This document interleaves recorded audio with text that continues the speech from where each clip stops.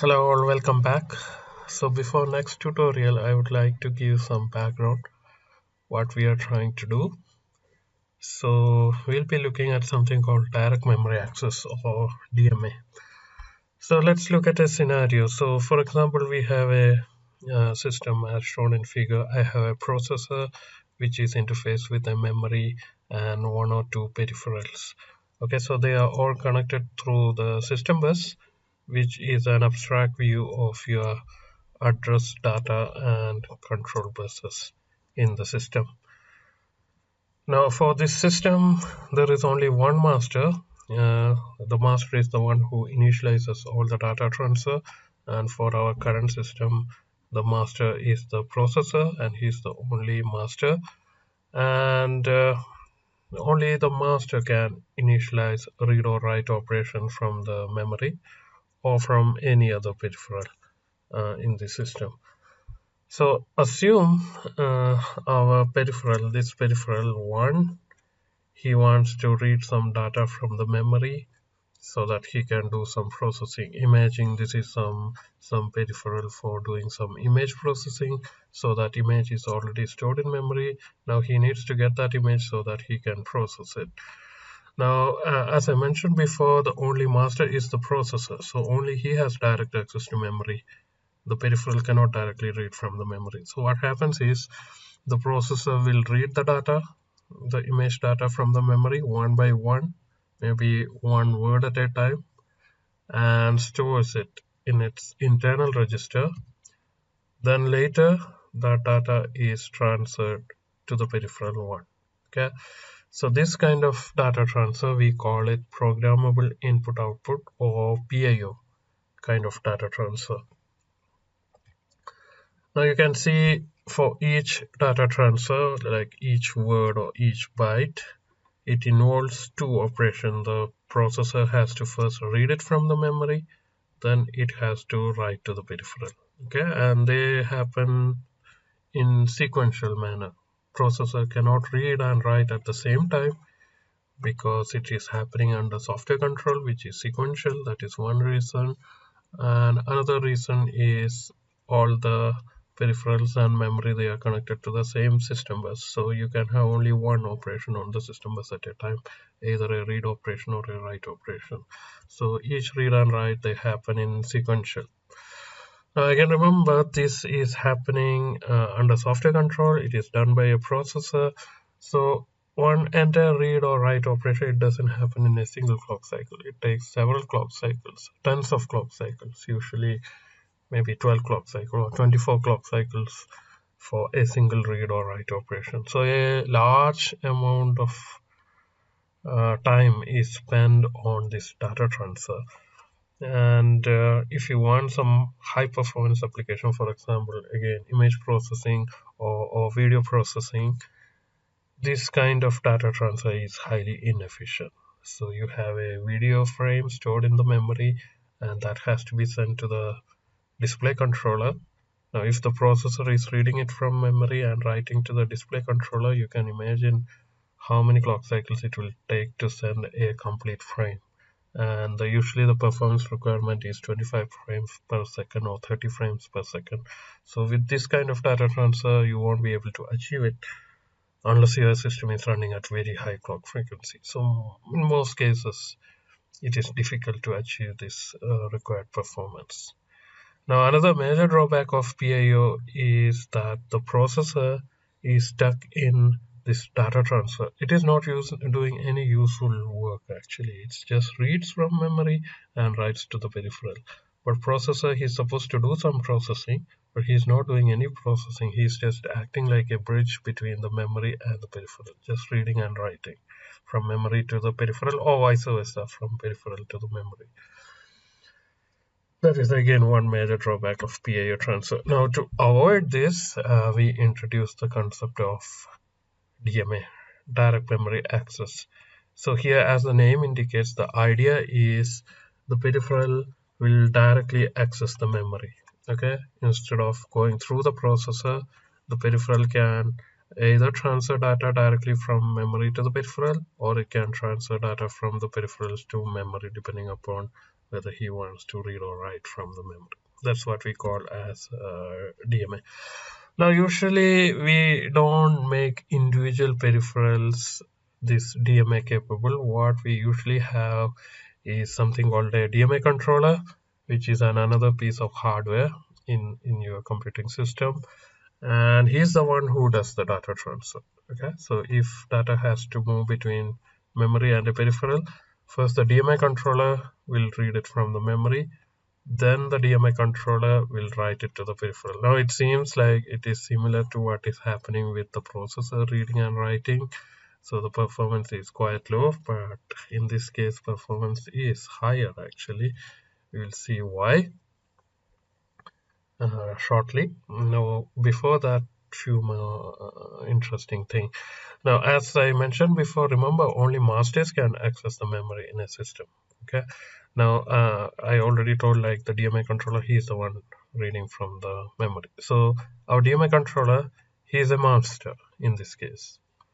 Now for this particular system, now there are two masters. Processor is a master who can read and write from memory or peripheral. DMA controller is also a master who can read or write from the memory or peripherals. But at a given point of time, only one master can access the system bus. Otherwise, there will be collision. There will be signals. Some of them will be driven high by the processor. Some of them will be driven low by the DMA controller. So there will be collision. So it's similar to multi-drive scenario. So two masters cannot access the bus at the same time. So there should be an operation called bus arbitration, which decides which master gets to use the system bus. And this arbitration, this decision making is usually done by another piece of hardware called the arbitrator. Okay. Now, whenever a master, either the processor or DMA controller, wants to use the system bus, first it should request the arbitrator for the bus access. Only once the arbitrator gives access, the master will be able to use the system bus. That's the scheme we usually use. So it will look something like this. You can see, so this is the arbitrator. So you can see one request line going from the processor to the arbitrator, and there is a grant line going back. Similarly, from DMA controller also, there is a request line going, a grant is going. So first the master will request the arbitrator, making this signal high, and only if this signal is high, the grant signal is high, that means the master can use the system bus. Now things are fine only if one master requests for the bus at a given point in time. So he can just use the bus. But what happens if more than one master requests for the bus at the same time? Now there the actual arbitration comes into picture, and that happens under something called the arbitration policy of the system. So again, there are different arbitration policy. One of the simplest one is TDMA. So you divide time into different time slots, and you give each time slot to each master. So sometimes what happens is this request signal won't be there. There will be only the grant signal in the TDMA scheme. So it doesn't matter whether a master is requesting for a bus or not, he will always get access to the system for a bus for a particular time slot. After that, the next master will get the time slot, so on and so forth. So this is a very simple scheme, but the drawback is even if a master doesn't request for bus, he is getting access. So we are wasting the system bus actually. Now to overcome it, there are other policies. Again, one of the simplest one is called a round robin arbitration. So in this round robin arbitration, if nobody is requesting, nobody gets access. If only one master requests, he will get the access. If more than one master requests for the bus, the master who got access most recently, he will have the lowest priority. Okay, so in this way we make sure no master is starved of the resources, and everyone gets access to the system bus in a fair manner. So in that sense, round robin arbitration, it's a fair arbitration scheme. Again, it has its own drawback because sometimes we have masters with very high priority. He wants to do some urgent data transfer, and there are other masters who are doing some peripheral work, whose data transfer is not very critical. But if we always go with the FAIR policy, maybe our important data transfer gets delayed. Okay, so we have then round robin arbitration with priority, things like that. So these topics comes under again under our computer architecture course. So good to know about them. Now, what are the advantages of DMA, direct memory access? So as I mentioned before, this happens under the control of a DMA controller, which is a pure hardware circuit, not like a processor, which is running under software control. So even if there are two data transfers involved here, reading from the memory and writing to the peripheral, since this is purely hardware, this data transfer is much faster than the one happening under the processor supervision. So that is one advantage of DMA transfer. Another major advantage, maybe we would say, the processor is relieved from this data transfer job, and instead of wasting his time on data transfer, the processor can do some real processing. So this data transfer will be done by the DMA controller.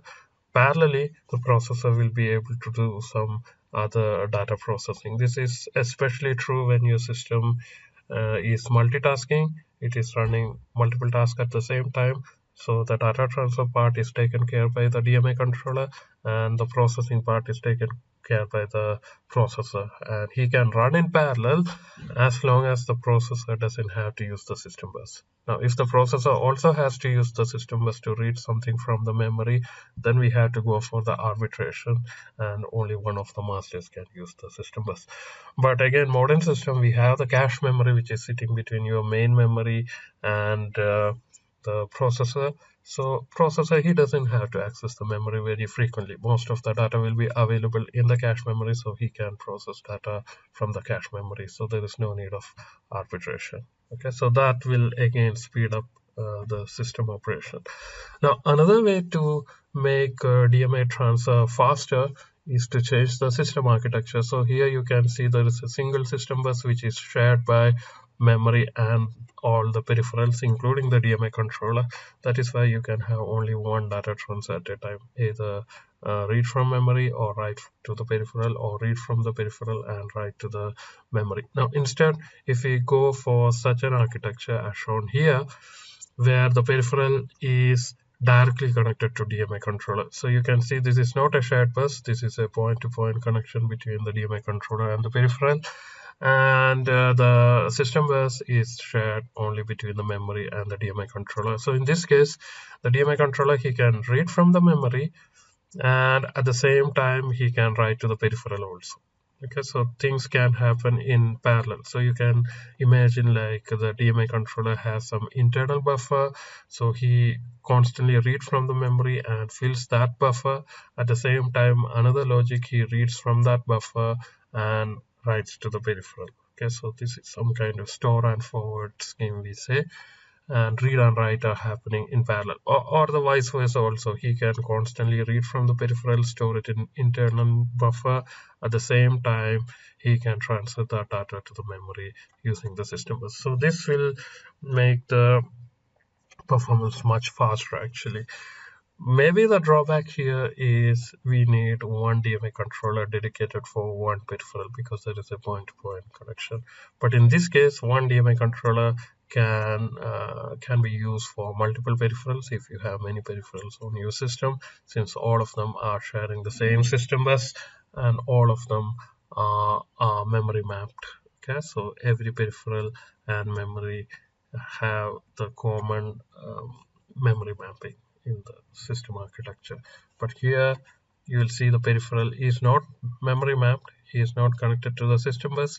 It is connected directly to the DMA controller, so there is no concept of memory mapping here. This is a point-to-point data transfer. Now, the interesting question is, how does the DMA controller know when it needs to transfer data and from where it needs to transfer data, do the data transfer, and how much data it needs to transfer? So these things actually happen under software control, or they are configured by the processor. So effectively, the DMA controller is master to every other peripheral in the system, including the memory, except the processor. Okay, so the processor is the ultimate master. DMA controller is a slave to the processor. So the processor can access the DMA controller and he can read and write from the DMA controller, but not vice versa. The DMA controller cannot directly control the processor. So under software control, when the processor finds out, so when you write the software, you will write the corresponding code, and the processor finds out that he needs to transfer some large amount of data between the memory and the peripheral, or the peripheral and the memory. What he does is he configures the DMA controller. He basically writes some stuff to the internal registers of the DMA controller. Usually it has to write three information.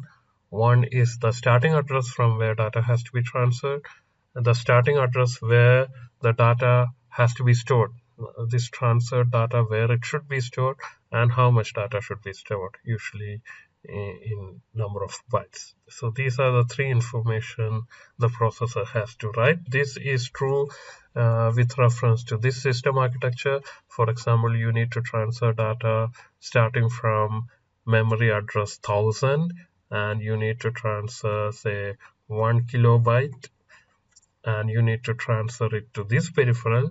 So the processor will write these three information to the DMA controller. So he will say the starting address for data transfer is 1000 or 100, whatever I said before.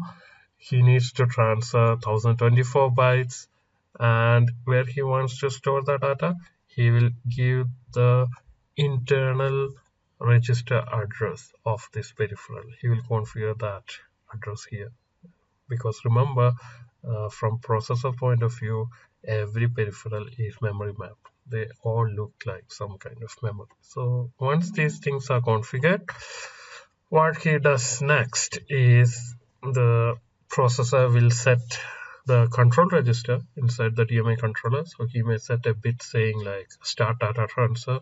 So once this bit is set, the DMA controller will start reading from the source address from where he needs to read from, and he starts writing to the destination address, which is configured by the processor. And he keeps on doing this reading and writing until the configured amount of data is transferred. Once that much data is transferred, he will set some bit in his status register to indicate he has finished data transfer. Okay, so the processor will be constantly reading this status register. As we mentioned in our previous tutorial, we call it as a polling operation.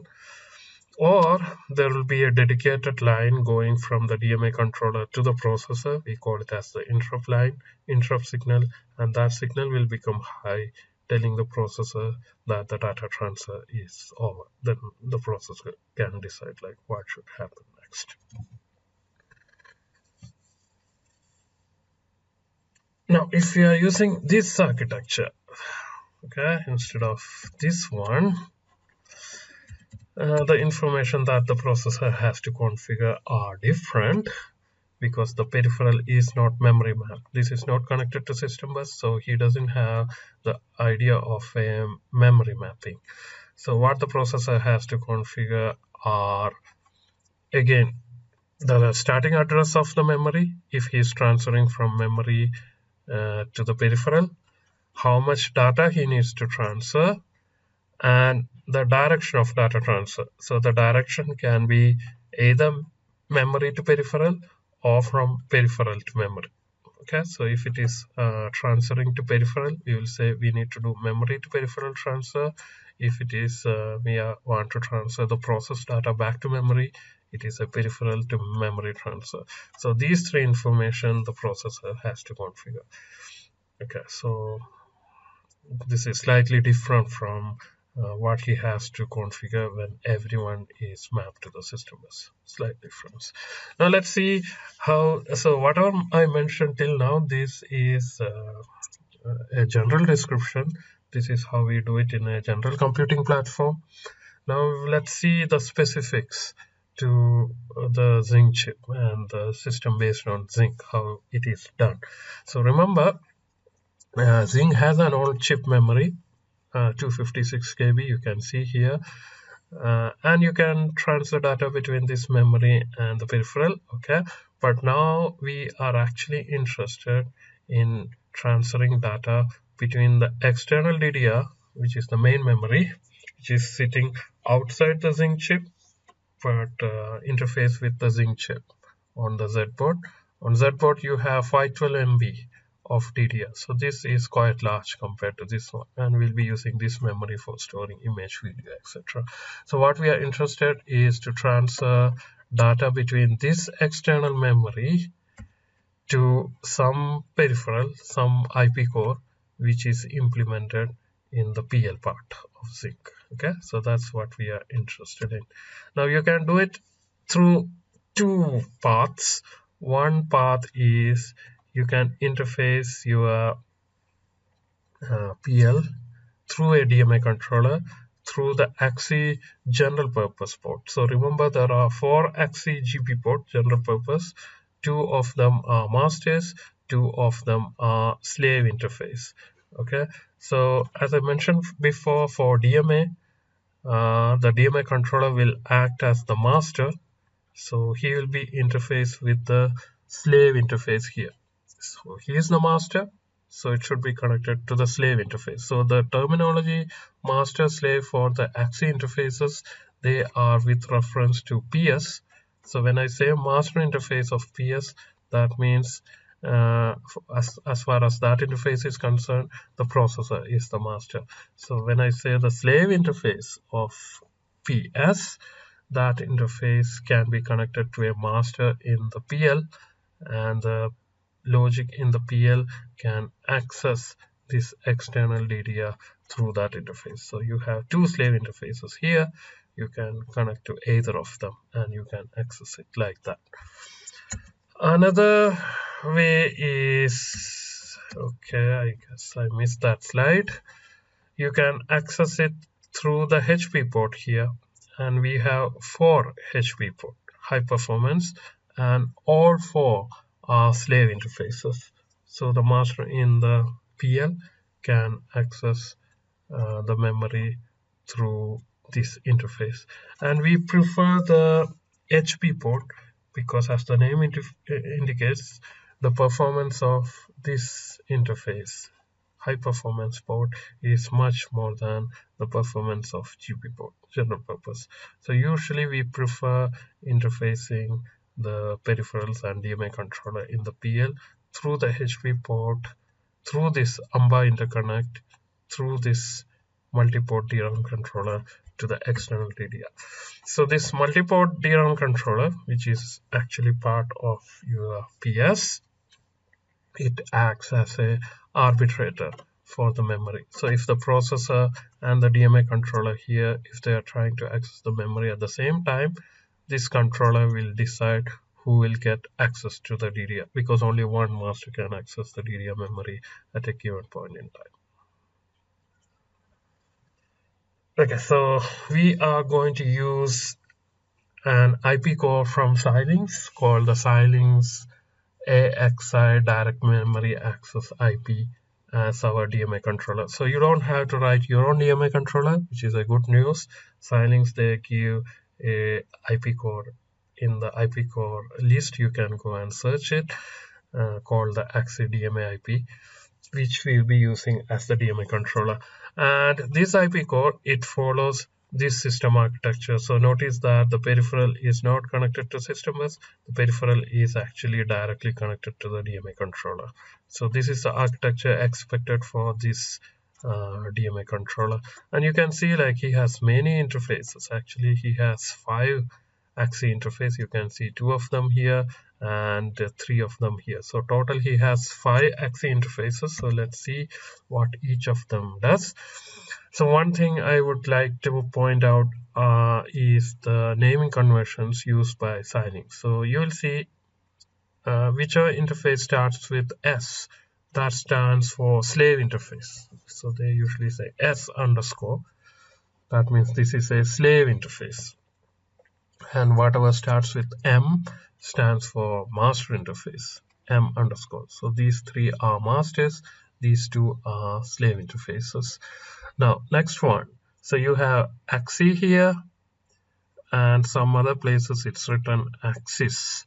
Okay, so AXI stands for Advanced Extensible Interface, which is a memory mapped interface. Okay, so you read and write based on the address concept.